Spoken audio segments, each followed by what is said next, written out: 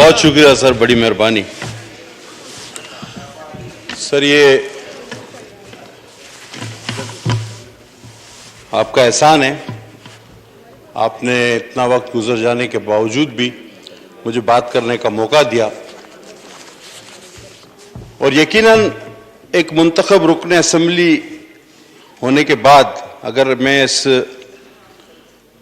Mega budget पर, जिसको मैं अख्तर मेंगल साहब और फिर ख्वाजा आसिफ साहब की तायीद करते हुए मिनी नहीं मेगा बजट कहूँगा, उस पर बात ना करूं तो फिर मैं अपने अवाम का शायद हक अदा नहीं कर रहा। इससे पहले कि मैं अपने हैदराबाद से मुंतखब भाई से आपके जरिए हम कलाम हूं, मैं कुछ बातें रखना चाहूंगा। सर, मैं सिर्फ सिंपल एक बात बता दी जाए कि जो हमाद अजहर साहब ने बताया कि ये होवेगा, वो कैसे होवेगा। आप मुझे ये बताएं कि 8% पाकिस्तानी टैक्स भरते हैं, ये कहते हैं कि ये एडजस्टेबल है, और 90% पाकिस्तानी मोबाइल फोन इस्तेमाल करते हैं कि जो मोबाइल के कार्ड खरीदेगा वो 90% पाकिस्तानियों को कैसे पैसा एडजस्टेबल होवेगा। और सर, मुझे एक बात बताई जाए कि आप जो दवाओं के खाम पाउडर पर ड्यूटी लगा रहे हैं, वो पहले दवा कंपनी का मालिक खरीदेगा, फिर उसकी दवा बनाएगा, कब बेचेगा, किसको बेचेगा, कहां से डिटेल जमा कराएगा, क्या रिटर्न जमा कराएगा जो उसको पैसा वापस होवेगा। सर, वो करावेगा तो होवेगा ना सर, ये नहीं होवेगा, ये नहीं होवेगा। अब सर, बात हुई कि इखलाकी जुर्रत इनमें हो, तो ये हमारे कोविड के जो हमने बड़े मिसाली काम किए उनको मान लें। सर, पता नहीं हमारी याददाश्त क्यों इतनी कम हो जाती है कि शुरू में सिंध की कोविड पॉलिसी को ही वफाक ने फॉलो किया था, हम बड़े जल्दी भूल जाते हैं। और मईशत की तनज़्ज़ुली की बात आती है तो खुदा की कसम, इन 99 नामों के नीचे खड़े होकर मैं कह रहा हूं, मैंने अपनी स्पीच में कहा था कि देखें, कोविड अब से शुरू हो रहा है, आज से आपकी मईशत पहले ही आप लोग गलत प्लानिंग की वजह से तबाह कर चुके हो। बाद में इस कोविड को मौरूद इल्जाम ना ठहराना। इस हाउस का रिकॉर्ड उठा के देख ले, अगर आपको ना मिले, जो चोर की सजा हो हमारी सजा। आपको बकौल आपके शेख रशीद साहब के तो कोविड तो हम पर अल्लाह की मेहरबानी की तरह आया है, ये जवाब रिकॉर्ड पर मौजूद है। उन्होंने कहा जी ने पैसे मिल रहे हैं इसके। अब इतने अरबों की जो बेकायदगी हुई ये कोविड फंड्स में, वो कहां गए। अच्छा, ये ज़र मुबादला बढ़ा देते हैं, कहते हैं जी ज़र मुबादला बढ़ गया। ये बाहर मुल्कों से कर्जा लेते हैं, उस कर्जे को अपने जमा करके कहते हैं ये ज़र मुबादला बढ़ गया। अब मैं ये पूरी असेंबली से सबसे हजार रुपए उधार लूं और मैं कहूं मैं तो बड़ा पैसे वाला हूं, मेरे पास तो 3,42,000 रुपए हो गए। यानी अकल की कोई बात, खुदा की कसम मुझे समझ में नहीं आता कि इनके वुज़रा के सामने से होती हो। अब खुसरो बख्तियार साहब यूरिया के मसले पे कह रहे हैं कि सिंध से यूरिया अफगानिस्तान स्मगल हो जाती है।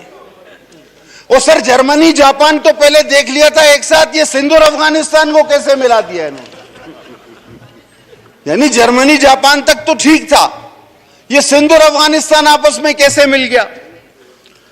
अब इखलाकी जुर्रत की बात हो तो फिर इखलाकी जुर्रत तो सर वहां से शुरू होती है कि कोरिया में एक कश्ती डूब गई थी और वजीर आजम ने इस्तीफा दे दिया था। वो इखलाकी जुर्रत कहां गई। और ऐसी ऐसी इखलाकी जुर्रतें, दुनिया की मिसालें, अरस्तु, सुकरात, बुकरात सारे चकरा गए।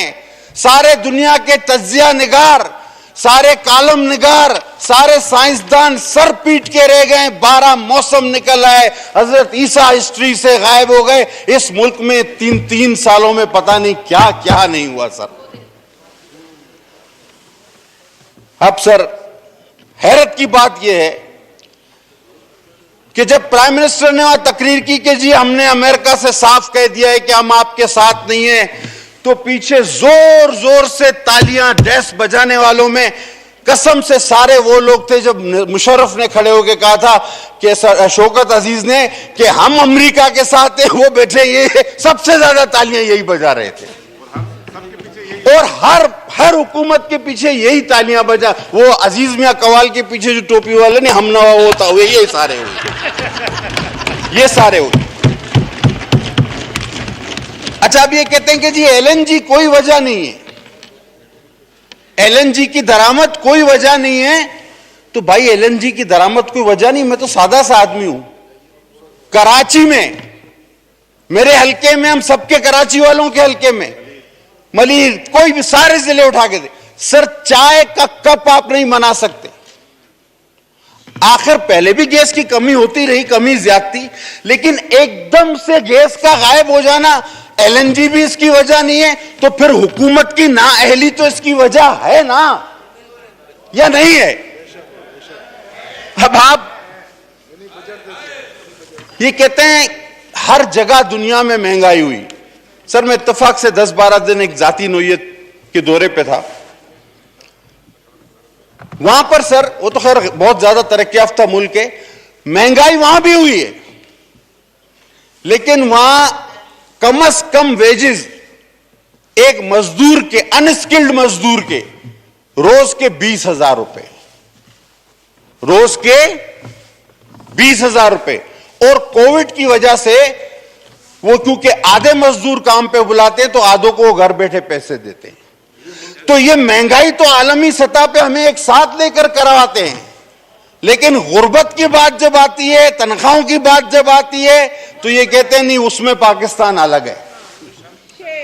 अब जैसे मेरी बहन ने तकरीर की, उन्होंने जो तरक्की की रफ्तार बताई, तो सर उस हिसाब से तो पाकिस्तान को आईएमएफ को कर्जा देना चाहिए था। ये हम क्यों और कर्जा ले रहे हैं, ये तो मेरे समझ में बात नहीं आई। बात तो सही है। और फिर ये कहते हैं कि कोविड जो है, और कहते हैं कोविड ने, देखिए हमने इतना जबरदस्त काम किया कि कोविड ने पाकिस्तान पर कोई असर नहीं डाला, और फिर कहते हैं कोविड की वजह से महंगाई हो गई। यार पहली वाली बात सही है या आपकी दूसरी वाली बात सही है? अगर असर नहीं पड़ा तो महंगाई क्यों हो गई? और अगर आपने कोविड पे अच्छी पॉलिसियां बनाई तो फिर महंगाई नहीं होनी चाहिए थी। यानी एक ही सांस में दो जुमले, एक सच्चा एक झूठा। कौन सा सच्चा और कौन सा सच्चा और कौन सा झूठा? अच्छा सर, पेट्रोल वाकई पीपुल्स पार्टी के दौर में एक बुलंद तरीन सतह पे था, लेकिन हमने सब्सिडी दी, हमने अवाम की जेबों पे डाका नहीं डाला। आपको आज तमाम लोगों के ये अकाउंट्स नजर आ रहे हैं ना, फालूदे वाला, और ये बार बार जिक्र होता है। ये जो फॉरेन फंडिंग में क्लर्कों के अकाउंट से पैसे निकले हैं, चपरासियों के, इसका हिसाब कौन देगा भाई? यहां तो अल्लाह बचाए मेरे अजीज दोस्त बैठे हुए हैं 2-4, वरना तो मैं कहूंगा इंसानी कब्रिस्तान लग रहा है ये। कोई नहीं है, खामोशी है, एक हू का आलम है। तो मेरे कुछ बहुत ही मोअज़्ज़िज़ दोस्त बैठे हैं, वरना कोई है ही नहीं, सारे भागे हुए हैं। अच्छा सर, अगर आप इतनी तरक्की कर रहे हैं जितना मेरी बहन ने बताया, सर एक सादा सा सवाल है। मस्ती खान साहब भी बैठे हुए, मुशर्रफ के दौर में थे उस जमाने में, तो देखे भी चुप तो इन्होंने भी बहुत तालियां बजाई थी। तो आप इतनी तरक्की कर रहे हो और मुल्क में जो आदाद शुमार बताए गए, तो आप हर जमनी इलेक्शन क्यों हार रहे हैं, ये भी बता दो भाई।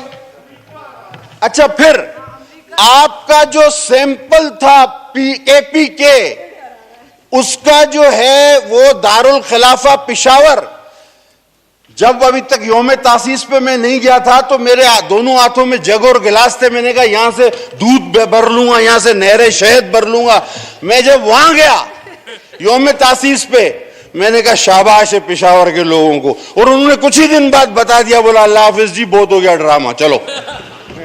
तो जब आपका 13 साल से जहां हुकूमत है आपकी, सॉरी 8 साल से, वहां आप दारुल खिलाफे का इलेक्शन हार जाते हैं और बातें करते हैं कि जी ये तरक्की हो गई और वो तरक्की हो गई। इस गवर्नमेंट में नौकरियां मिली है, मनीगाला में कुछ लोगों को नौकरियां मिली है। और हैरत की बात है कि जो पाकिस्तानी गुर्बत कारोबार बंद होने की वजह से यहां से, जिसको सिंधी में कहते हैं लड पडान, मतलब यहां से चले गए, सब कुछ छोड़ के वो कूच कर गए, उन्होंने वहां नौकरी कर ली, उन्होंने वहां छोटा मोटा बिजनेस कर लिया।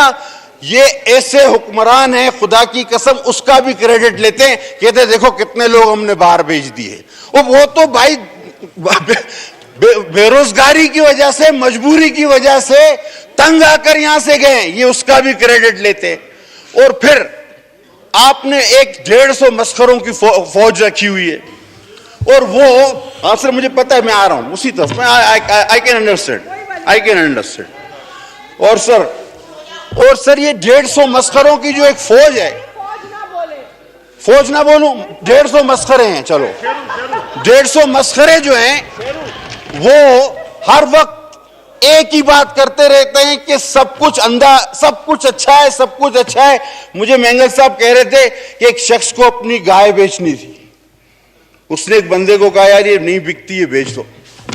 तो ले गया मार्केट, उसने कहा सुबह 10 मन, शाम को 10 मन, दोपहर को 10 मन, इस गाय की ये कहानी वो कहानी, इतनी तारीफ की। बंदे ने बोला यार अगर इतनी अच्छी है तो मैं बेचता ही नहीं उसको।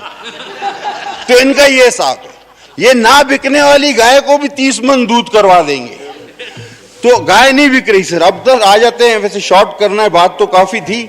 अभी मेरे भाई ने बात शुरू की और उन्होंने कहा कि हमें यह भी नहीं पता कि हम हुकूमत का हिस्सा हैं और ये हुकूमत क्या करना चाहती है। और उसके बाद उसने हुकूमत पे थोड़ी तनकीद की और फिर हस्बे रिवायत अपनी तोप का रुख हमारी तरफ मोड़ दिया। तो यानी ये एक ही तकरीर में दो बातें थे, अजब है तेरी सियासत, अजीब तेरा निजाम, यजीद से भी मरासिम, हुसैन को भी सलाम। मुझे तो ये समझ में नहीं आ रहा कि आप किसके साथ हो, आप किसके साथ हो। आपने कहा पानी का मसला है, आओ सिंध के अवाम के साथ खड़े हो, अपने हिस्से का पानी मांगो। कराची सिंध का शहर है, सिंध को पानी मिलेगा तो कराची को पानी मिलेगा। आओ सर, 2-4 पॉइंट, आओ आईनी हकूक मांगो अपने सिंध के, गैस की सूरत में आओ हमारे साथ खड़े हो, वरना कौम माफ नहीं करेगी।